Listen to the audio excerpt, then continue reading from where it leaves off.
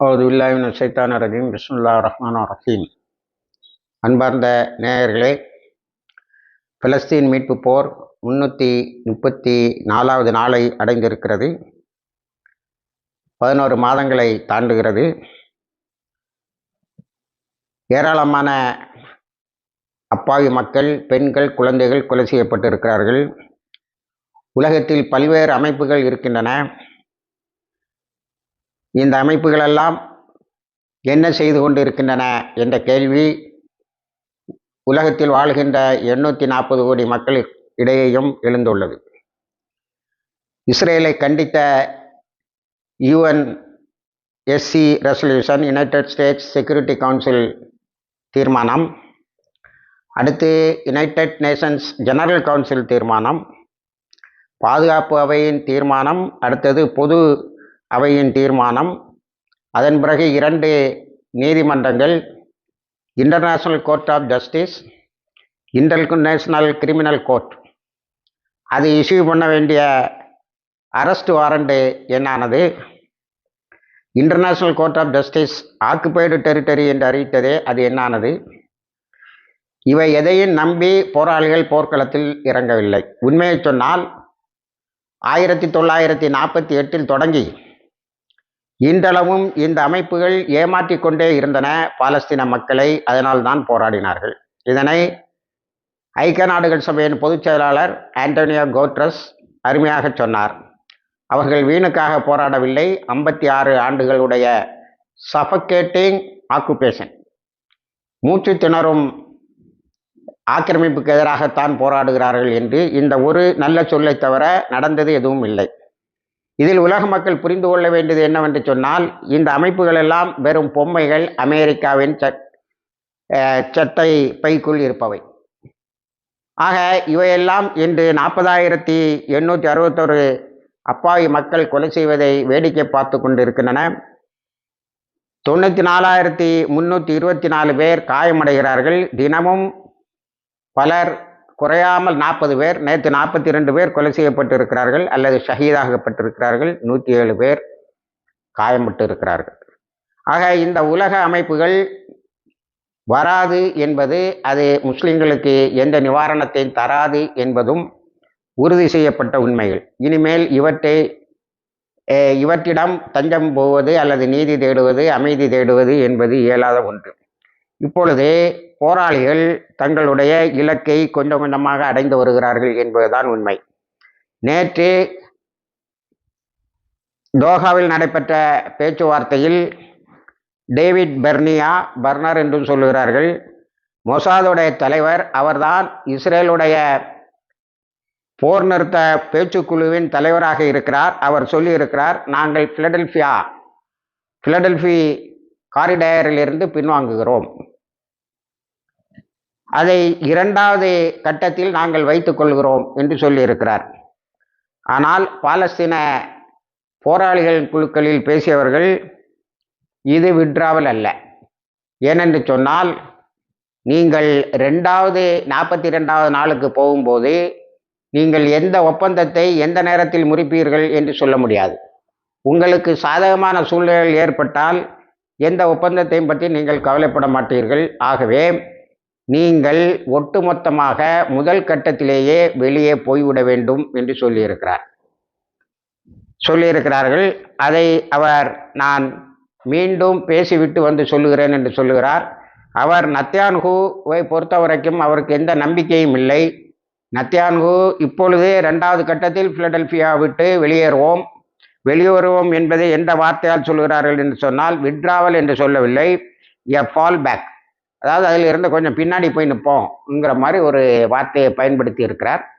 அதை நாங்கள் ஒத்துக்கொள்ள முடியாது என்று சொல்லியிருக்கிறார்கள். மொத்தத்தில் பிலடெல்பியாவை விட்டு வெளியே போவது என்பது இஸ்ரேலின் ஒட்டுமொத்தமான கருத்து. நத்யான்ஹூவும் அதுக்கு தலையசைக்கிறார் என்று தான் சொல்லுகிறார்கள். இந்த முதல் கட்டத்தில் நாங்கள் வெளியேறுகிறோம் என்று சொன்னால் அது முடிந்துவிடும். இப்பொழுது அவர்களுக்கு அழுத்தம் அதிகமாக கொடுக்கின்ற அளவில் நாற்று போராளிகள் குழு, குறிப்பாக அல் காசம் பிரிகேட்ஸ் ஒரு வீடியோவை வெளியிட்டு இருக்கிறார்கள். நேற்று முந்தா நாள் ஒரு 40 பேரை கொலை செய்தார்கள் காசா பகுதியில். நேற்று ஒரு 42 பேரை கொலை செய்திருக்கிறார்கள். இந்த 82 பேரை கொலை செய்கிற முயற்சியில் இவர்கள் கண்ணை பொத்தி கொண்டு நடத்திய தாக்குதலில் மேலும் 3 அழைத்து செல்லப்பட்டவர்கள் கொலை செய்யப்பட்டு இருக்கிறார்கள். முதலில் 2 பேர் என்று அறிவித்தார்கள், அதன் பிறகு 3 பேர் என்று அறிவித்தார்கள். அவர்களுடைய பெயர்களையும் பட்டியலிட்டு இருக்கிறார்கள். பெயர்களை பட்டியலிட்டு அவர்களுடைய பிணங்களை நாங்கள் அவர்களிடத்தில் ஒப்படைத்து விட்டோம் என்றும் ஹமாஸ் தந்த வீடியோவில் சொல்லுகிறது. அலெக்சாண்டர் லேப்னாவ் அண்ட் கார்மல் ஜாட் என்பவர், இன்னொருவர் யூரி டொனோயோ என்பவர், 3 பேர். இந்த 3 பேரையும் பற்றி சொல்லுகின்ற போது இந்த சீஸ்ஃபயரில் அடுத்த கட்டத்தில் ஒருவேளை போர் நிறுத்தம் ஏதாவது ஒரு கட்டத்தில் இழுத்தடிக்காமல் ஏதாவது ஒரு கட்டத்தில் வந்திருந்தால் முதலில் வெளியிட இருந்தவர்கள் இந்த 3 பேரும் என்று குறிப்பிட்டிருக்கிறார்கள். ஏனென்று சொன்னால், போர் நிறுத்தம் வந்தால் நீங்கள் யார் யாரையெல்லாம் முதலில் விட வேண்டும், முதல் 10 பேர் யாரெல்லாம், 2வது 10 பேர் யார் யாரெல்லாம் என்ற பட்டியலை கொடுப்பார்கள்.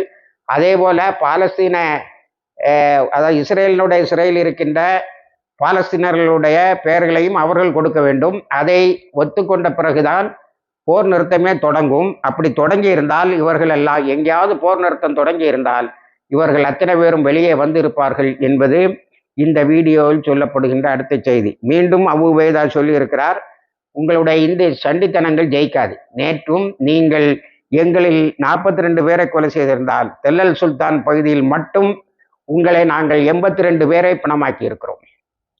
நீங்கள் டனலுக்குள்ளால் பூந்து சில ஹாஸ்டேஜஸை மீட்டு விடலாம் என்று முயற்சி செய்தீர்கள். நீங்கள் அங்கே வருவீர்கள் என்று தெரிந்து காத்திருந்து உங்களை அளித்தோம்.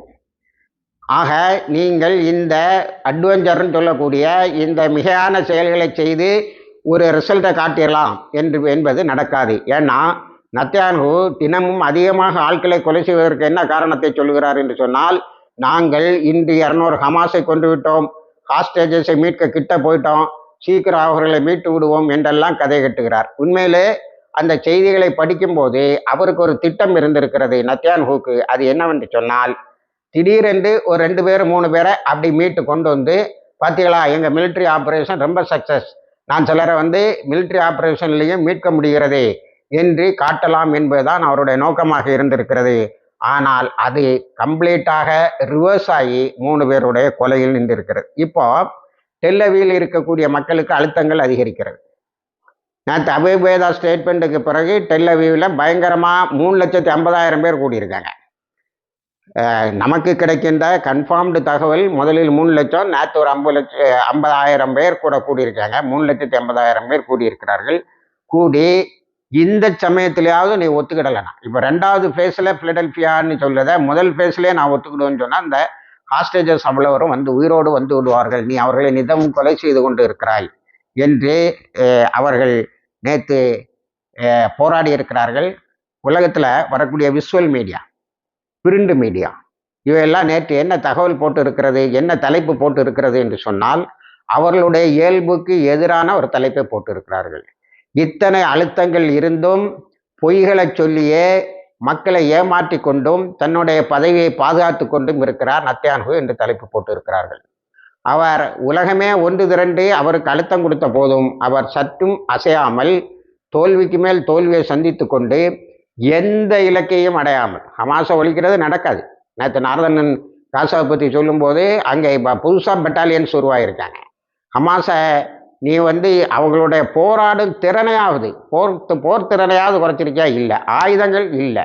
அப்போ இப்போது நீ என்ன கம்ப்ளைண்ட் பண்ண, பிலடெல்ஃபியா ரஃபா வழியாக தான் ஆயுதம் போகுது, அது கீழே தான் போகுதுன்னு. நேற்று துருக்கியில் எர்டோகனும் இவர் நம்ம சிசியும் சந்தித்திருக்கிறார்கள். அவர் சிசி வாக்களித்திருக்கிறார். நான் என்னால் முடிந்த அளவுக்கு உணவுப் பொருட்களை மட்டும் சொல்லியிருக்கார். முடிந்த அளவு உணவுப் பொருட்களை நான் காசாவுக்குள்ள அனுப்பி கொண்டே இருப்பேன் என்று சொல்லியிருக்கிறார். அப்போ என்ன அர்த்தம்? உன் கண்ட்ரோல் அது இல்லை. கண்ட்ரோலில் இல்லாத ஒரு விஷயத்தை கண்ட்ரோல் பண்ணுறதுக்கு நீ ரொம்ப முயற்சி பண்ணுற. நீமே சொல்லலாம், பிலடெல்ஃபியா கண்ட்ரோல் பண்ணலைன்னா ஹமாஸை ஒரு நாள் அழிக்க முடியாது, போராளிகள் குழு என்றென்றும் இருந்து கொண்டு இருக்கும் என்று. போராளிகள் குழுங்கிறது ஒரு ஐடியாலஜி, அது வாழ்ந்து கொண்டே இருக்கும். அடுத்தது, நேற்று இஸ்ரேலுடைய மருத்துவமனை ஒரு அறிவிப்பை வெளியிட்டிருக்கிறது. அதில் 60,000 இஸ்ரேலர்கள், இராணுவத்தினரில் சாதாரண குடிமக்கள் 60,000 பேர் நீண்ட கால long time effects of trauma, அதாவது இந்த அதிர்ச்சியில் ஏற்படுகின்ற இந்த அறிவிப்புகள் இருக்கு பாருங்க, இது கீழே ஓடிரு, அது கீழே ஓடிரு, அது கீழே ஓடிரு, பதுங்கு மிடக்கு பக்கத்தில் ஏறி, அங்கே ஒரு அட்டாக்கு, வீட்டை பூட்டிக்கிட்டே ஏறி, வெளியில் வராத, தாட்பாலை திறக்காத, நாங்கள் தாக்குனவர்களை கண்டுபிடிக்கிற வரைக்கும் என்று இப்போ இந்த வெஸ்ட் பேங்கில் 7 நாளாக நடக்குது பாருங்க. அதில் 60,000 பேர் நிரந்தரமாக long term effects of trauma, அதாவது இந்த அதிர்ச்சிகளால் நீண்ட கால தாக்குதலுக்கு ஆளாகிவிட்டார்கள். அவர்கள் இப்பொழுது மருத்துவமனைகளில் அனுமதிக்கப்பட வேண்டிய நிலைக்கு வந்து விட்டார்கள். இது ஆபத்தானது என்று சொல்லிவிட்டு மருத்துவமனைக்கு சற்று சம்பந்தம் இல்லாத ஒரு விஷயத்தை சொல்லி இருக்கிறார்கள். இப்போதாவது இந்த மக்களை அமைதியாக வாழ்வதற்கு ஒரு ஒப்பந்தத்தை போடு என்று. ஆனால் அவர்கள் ஒப்பந்தத்தை போட்டு நிம்மதியாக வாழ முடியாது என்று நினைக்கிறேன். காரணம் என்னவென்று சொன்னால், நேற்று ஈரானுடைய IRGC தலைவர் எங்களுடைய தாக்குதல் நீ ஆச்சரியப்படக்கூடிய அளவில் இருக்கும் என்று சொல்லியிருக்கிறார். பென்டகன் என்று சொல்லக்கூடிய அமெரிக்க இராணுவ தலைமையகத்திடம் பலரும் பல சேனலும் பேட்டி எடுத்திருக்கிறார்கள். அந்த சேனல்களுக்கெல்லாம் பேட்டி கொடுத்த பேட்ரிக் ரைடர் என்பவர், பென்டகனை சார்ந்தவர், சொல்லியிருக்கிறார், ஈரான் தன்னுடைய தாக்குதலை மிக நீளமாக திட்டம் போட்டு கொண்டிருக்கிறது, நிறுத்தவில்லை. அதனுடைய தாக்குதல் எப்போது வரும், எப்படி வரும் என்று சொல்ல முடியாது. அதனால் எப்போது வேண்டுமானாலும் வரலாம், எப்படி வேண்டுமானாலும் வரலாம். ஏனென்று சொன்னால் அவர்களுடைய supreme leader Syed Ali Khamenei அதில் குறியாக இருக்கிறார். அவர் அழுத்தங்களை கொடுத்து கொண்டே இருக்கிறார். ஆக கீழே உள்ள IRGC என்று சொல்லக்கூடிய இஸ்லாமிக் ரெவல்யூஷனரி கார்ப்ஸ் அதற்காக நீண்ட திட்டத்தோடு வேலை செய்து கொண்டு இருக்கிறார். நாம் இஸ்மாயில் ஹனேயாவை கொலை செய்தது சாதனை அல்ல, தூங்கி கொண்டிருந்த ஈரானை இடறிவிட்டது போல் ஆகிவிட்டது என்று அறிக்கை விட்டிருக்கிறார். இவையெல்லாம் சேர்ந்து ஏன்னா அது இஸ்ரேலில் இந்த ட்ரோமா என்று சொல்லக்கூடிய இந்த அறிவிப்புகள் வர அதுவும் பென்டகனில் இருந்து வந்து அவங்களுக்கு அதான கடவுள் இயக்கம், அந்த தலைமையகத்திலிருந்தே செய்தி வந்து விட்டதால் அவர்கள் என்ன செய்கிறார்கள் என்று சொன்னால் மிகப்பெரியதொரு நிலநடுக்கத்தில் இருந்து கொண்டு இருக்கிறார்கள். மக்கள் பெரிய அளவில் போராடுவதற்காக திரண்டு விட்டார்கள். அடுத்து இஸ்ரேலை உலுக்கி கொண்டு இருக்கின்ற இன்னொரு செய்தி என்றால் என்னவென்று சொன்னால், இந்த ரெசிக்னேஷன்ஸ், அதாவது ராஜினாமா, தொடர்ந்து பல அதிகாரிகள் ராஜினாமா செய்து கொண்டு இருக்கிறார்கள். யாரெல்லாம் தெரியுமா? Senior police officers. வெஸ்ட் பேங்கில் எங்களால் வேலை செய்ய முடியாதுன்னு நிறைய பேர் என்ன செய்திருக்கான், ரிசைன் பண்ணியிருக்கான். அவங்க சொல்லக்கூடிய முக்கியமான காரணங்களில் ஒன்று, we don't have confidence that we will win in West Bank.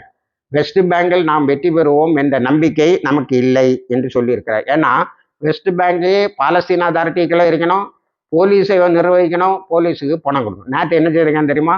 அந்த போலீஸு இதுக்கு வெஸ்ட் பேங்க் நிர்வாகத்துக்கு வச்சிருந்த பணத்தை எடுத்து அப்படியே பாலஸ்தீன் அத்தாரிட்டிகிட்ட இருந்து பிடுங்கி அதை இந்த வெஸ்ட் பேங்க் பாதிப்புக்கு உள்ளானாங்களே அவங்களுக்கு காம்பன்சேஷனாக கொடுப்பானா. இந்த அப்பாஸுக்கு மானம் சூடு சொர்ணம் இருந்தால் அவன் அதில் இஸ்ரேலை பகைத்து கொண்டு ஒழுங்காக போராளிகள் குழுக்களிடம் நிற்பான்.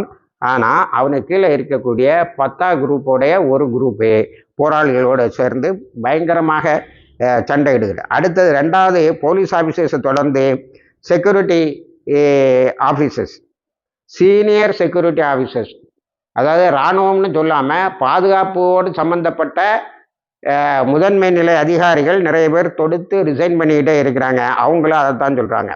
அடுத்தது இன்டெலிஜென்ஸ் டிபார்ட்மெண்ட். இது சும்மா வீட்டில் அவன் செய்கிற வேலையெல்லாம் செய்துக்கிட்டு ஏதாவது ஒரு பொய் தகவலை கொடுத்துக்கிட்டு இருந்தா அவனுக்கு சம்பளம் வந்துகிட்டு இருக்கேன். இதுதான் இன்டெலிஜென்ஸ் டிபார்ட்மெண்ட்டு. இந்த இன்டெலிஜென்ஸ் டிபார்ட்மெண்ட்டில் உள்ள நிறைய பேர் ரிசைன் பண்ணுறான். இப்போ கார்லண்ட் இவங்களை சந்திச்சிருக்கான், இன்டெலிஜென்ஸ் டிபார்ட்மெண்ட் ஆட்களை சந்திச்சுக்கிட்டு வெஸ்ட் பேங்க்கு போயிருக்கான். அதாவது வெஸ்ட் பேங்குன்னு சொல்லக்கூடிய மேக்கரையில் எவ்வளவு பெரிய ஆபத்து இருக்கிறது என்பதை நாம் இன்னும் கடைசி ரூட் வரைக்கும், வேர்கள் வரைக்கும் போய் பார்க்கவில்லை. நாம் தோட்டத்திலே தான் மேய்ந்து கொண்டு இருக்கிறோம். அது மிகவும் ஆழமாக இருக்கிறது. இன்னும் ஒரு நீண்ட காலத்துக்கு, குறையாமல் 1 வருடத்துக்கு அவர்கள் போராடுவார்கள் போல் தெரிகிறது என்று சொல்லியிருக்கிறார். அதையே கார்லண்டும் சுற்றி பார்த்து விட்டு, ஆமாம் நாம் அந்த வேர்களை எட்டி பிடித்து ஆக வேண்டும், ஆனால் சிறிது காலம் எடுக்கும் என்று சொல்லியிருக்கிறார். ஆகவே கிபா என்ற ஹீப்ரு மொழி இது சொல்வது என்னவென்று சொன்னால், Zionist police force has collapsed. அதாவது இஸ்ரேலுடைய போலீஸ் என்பது மேற்கரையை பொறுத்த வரைக்கும் அல்லது டெல்லவீவ் உட்பட்ட இடங்களை பொறுத்த வரைக்கும் அதை கொலாப்ஸ் ஆகிட்டு, அவங்கள்ட்ட ஒரு மாரல் அதாரிட்டி இல்லை. எங்கே இருந்து வந்து தாக்குவான், நம்ம உயிரை எப்படி பாதுகாத்துக்கலாம் என்ற எண்ணம் தான் இருக்கிறது. அதனால்தான் தங்களை பாதுகாத்துக் கொள்வதற்காகவும் தாங்கள் இழந்துவிட்ட நம்பிக்கையின் மேலிருந்து தங்களை காப்பாற்றிக் கொள்வதற்காகத்தான் அவர்கள் ரிசைன் பண்ணுகிறார்கள், வேலையில் இருந்து வெளியே போகிறார்கள் என்று சொல்லி இருக்கிறார்கள். அடுத்தால வெஸ்ட் பேங்கும் இனிமேல் நம்ம எத்தனை பேர் இறந்தாங்கங்கிற கணக்கை பார்க்க வேண்டியதாக இருக்கு. அந்த அளவுக்கு கண்ணை பற்றிக்கிட்டு அகதிகள் முகாமில் குண்டுகளை போடுகிறார்கள். அல் ஃபரா, நூருல் சம்ஸ் போன்ற பலாட்டா, நிபுலஸில் உள்ள பலாட்டா ரெஃப்யூஜி கேம்ப், இது 3 நேற்று தாக்குதலுக்கெல்லாம் இருக்கு. இதுவரைக்கும் அங்கே இறந்தவர்கள் 685. நான் வேற ஒரு கணக்கை சொன்னேன், ஆனால் அவங்க இந்த கணக்கை சொல்றாங்க. நமக்கு இதை கிராஸ் வெரிஃபை பண்ணுற முடியறதே இல்லை. அதாவது பொதுவான ஊடகங்கள்னு சொன்னால் நான் யூடியூபர்ஸ் சொல்லலை, பொதுவான விஷுவல் மீடியாவும் இந்த இராணுவ நிலையில் இருந்து கொண்டு இதை அனலைஸ் பண்ணுவாங்களும் இந்த 40,861ங்கிறதும் கிராஸ் செக் பண்ண முடியாது. ஏன்னா அதுக்கு மேலே இருக்குது, நிச்சயமாக இருக்குது. 92 பேரை சொல்லி 1 மாதத்துக்கு மேலே ஆச்சு, 92,000 பேரை சொல்லி. அதே போல் இங்கே ஒரு 685 பேரை சொல்கிறாங்க. காயம்பட்டது 5,700 பேர் என்று சொல்லுகிறார்கள். ஆனால் நேற்று ஃபராலையும் நூர் சம்ஸ் கேம்பிலையும் இஸ்ரேல் அள்ளி சென்ற பிணங்கள் எக்கச்சக்கம். திரும்பி வரக்கூடிய எல்லா பாதைகளையும் தாக்கி இருக்கிறார்கள். இராணுவம் போய் தாக்கிட்டு அது திரும்பி ஒரு டேர்ன் எடுக்கிற முன்னாடி அத்தனை பேரையும் அழித்திருக்கிறார்கள். 2-3 காலால் படை பிரிவை அழித்திருக்கிறார்கள். போராளிகள் குழுக்களில் 182 பேர் எங்களால் அழிக்கப்பட்டிருப்பார்கள் என்று சொல்கிறார்கள். அதனால என்ன, இது நம்ம எப்படி கிராஸ் செக் பண்ண வேண்டியது இருக்குதுன்னு சொன்னால், நேற்று நடந்த ரெசிக்னேஷன் ஒரு பக்கம், இன்னொரு பக்கம் நாங்கள் அந்த ஏரியாக்களுக்கு உள்ளால போக மாட்டோம்னு சொல்லி மறுத்தவர்கள் நிறைய. ஏன்னா போனவங்க யாரும் உயிரோட திரும்ப வரலை. அப்போ அதனால நாங்கள் உள்ளே போக மாட்டோம்னு சொன்னாங்க. அதனால அந்த இழப்புகள் உண்மையிலே பெரிதாக இருக்க வேண்டும். அதே மாதிரி ஜெனிலில் பயங்கரமான சண்டை நடந்திருக்கு. ஜெனிலில் இருந்து 3 தடவை வெளியில் வந்துட்டு திரும்ப போயிட்டான். இப்போ இந்த உலக அளவில் இந்த யுத்தத்தை பார்ப்பவர்கள் இவன் காசாவை மட்டும்தான் குறிவைச்சிட்டு இருந்தான். ஆனால் நார்தர்ன் இஸ்ரேல், வடக்கு இஸ்ரேல், லெபனானுடைய பார்டர் தானாகவே பறிபோய்விட்டது. சிரியன் கோலான் ஹைட்ஸ்னு இருந்தது, இப்போ சிரியன் கோலான் ஹைட்ஸுக்கு வந்துட்டு. காரணம் என்னவென்று சொன்னால், அமெரிக்காவினுடைய தளங்கள் சிரியாவில் நிறையவே தாக்கப்பட்டு விட்டன. அதை தாக்கிட்டு நேற்று ஈராக்கி போல்ஸும் சிரியன் போல்ஸும் சேர்ந்து ஹைஃபாவில் வேற நேற்று தாக்குதலை நடத்தி இருக்கிறார்கள். அப்போ யுத்தம் தன்னை சூழ்ந்து வந்து விட்டது. ஜோர்டான் வேலியில் ஒரு செட்டிலரும் இப்போ குடியிருக்க முடிகிறதில்ல, அவங்களும் வெளியில் போகிறாங்க. இந்த செட்டிலர்ஸ்ன்னு சொல்லக்கூடிய வந்தியர்களுடைய வாழ்க்கை மிகவும் மோசமாக ஆகிவிட்டது. அடுத்தது ஹிஸ்புல்லாக்கை வந்தால் அல் ஜலீல், எய்தா, அல் சஹாப் போன்ற இடங்களில், அல் ரிஹாப், ருசுவத்துல் ஆலம், அதே மாதிரி ஜாரியத் பேராக்ஸ் தொடுத்து தாக்கி இருக்கிறார்கள். அவர்கள் தாக்கியதில் 2 சிவிலியன்கள், அவர்கள் நாம் ஏற்கனவே சைரன் சத்தத்தை எல்லாம் கொடுத்துட்டோம். இருந்தும் அவங்க என்ன செய்கிறாங்க, 2 சிலர் தங்கி இருந்திருக்கிறார்கள், அவர்கள் காயம்பட்டு இருக்கிறார்கள். மீதி எல்லாம் இராணுவத்தினர் குடியிருந்த பகுதிகள் என்று அவர்கள் நேற்று ஒரு 70 இடங்களை தாக்கி இருக்கிறார்கள் 200 மிசில்கள் வழியாக. இவங்க 320 மிசில்களை அடித்ததை பெருசுன்னாங்க. நான் அப்போவே சொன்னேன், இவங்க 250 வரைக்கும் அடித்த கணக்கு நம்மிடம் இருக்கிறது. அதே போல் நேற்று 200 அடிச்சிருக்காங்க. அதனால் இஸ்ரேலுடைய இராணுவத்தினுடைய 1 லட்சம் பேர் கொஞ்சம் கொஞ்சமாக குறைஞ்சி வந்துக்கிட்டு இருக்கான். இதில் என்ன ஹிஸ்புல்லாவுடைய நோக்கம்னு அது சொல்லுதுன்னா, இந்த 1 லட்சம் பேரையும் காசாவிலேயோ வெஸ்ட் பேங்க்லேயோ மற்ற பகுதியிலேயோ இவங்க அதிகப்படுத்தக்கூடாது என்பதை கொண்டு உபயோகப்படுத்தி விடக்கூடாது என்பதுதான் எங்கள் நோக்கம். அதை நிறைவேற்றி விட்டோம். இப்பொழுது இந்த 1 லட்சத்தை நாங்கள் ஒரு 82,000 குறைத்து இருக்கிறோம் என்று சொல்கிறார்கள். ஆனால் இஸ்ரேலுடைய கணக்குப்படி இந்த 1 லட்சம் 60,000க்கு அதிகமாக இல்லை என்பதுதான். இது என்னைக்கா ஒரு நாள் இதையும் மிலிட்ரி வெளியிடும். அப்பொழுது நம்ம அதை ஆதாரபூர்வமான தகவலாக வெளியிடுவோம். அடுத்தது சென்டோ நாங்கள் ஹிஸ்புல்லா ஹூத்திஸுடைய பல ராக்கெட் லான்ச்சிங் ஸ்டேஷன்ஸை அடிக்கிட்டோம்னு சொல்கிறாங்க. நேற்று ஹூத்திஸ் ஒரு பெரிய மார்ச் நடத்தியிருக்காங்க. அந்த மார்ச்சில் நாங்கள் காசாக்குள்ளால் புகுவோம், இஸ்ரேலுக்குள்ளால் புகுவோம் என்ற கோஷம் அதிகமாக இருந்திருக்கிறது. அடுத்தது நேற்று ஊடகங்களை மிகவும் பெரிதாக ஆக்கிரமித்து இருப்பது ஈரானுடைய புதிய அறிவிப்பு, தாக்குதல் நிச்சயமாக வரும். சர்ப்ரைசிங்காக இருக்கும், வித்தியாசமாக இருக்கும். டிஃபரண்ட் அண்ட் சர்ப்ரைசிங் என்ற வார்த்தைகளை பயன்படுத்தி இருக்கிறார். இதை பென்டகன் அறிவித்திருக்கிறது. இப்படி இந்த யுத்தம் நாம் சொல்ல வேண்டுமானால் இப்போ பிலாடெல்ஃபியாவில் இருந்து இவன் வெளியில் போயிட்டான்னா எல்லா வேலையும் முடிஞ்சு போச்சு. போர் நிறுத்தமும் வந்துடும், இது வந்துடும். ஆனால் நத்தியான்ஹூ இன்னைக்கு சொல்கிறத நாளைக்கு மாற்றி சொல்லுவான். அவன் ஒரு அட்வென்ச்சரை ட்ரை பண்ணியிருக்கான் காசாவில். அது நேற்று அவனுடைய இராணுவம் பிணமாகிறது, அதை பற்றி அவன் கவலைப்பட மாட்டான். ஆனால் 3 ஹாஸ்டேஜஸ் எடுத்திருக்காங்க, அதை பற்றி அவன் கவலைப்பட மாட்டான். ஏன்னா வீடு 3,50,000 பேர் ரோட்டில் நிற்கிறத பற்றியே கவலைப்படாத ஆள். இணைந்திருங்கள், எல்லா தகவலையும் உங்களுக்கு கொண்டு வந்து சேர்க்கிறோம். வாகிர் தவானா அல்ஹம்துலில்லாஹ்.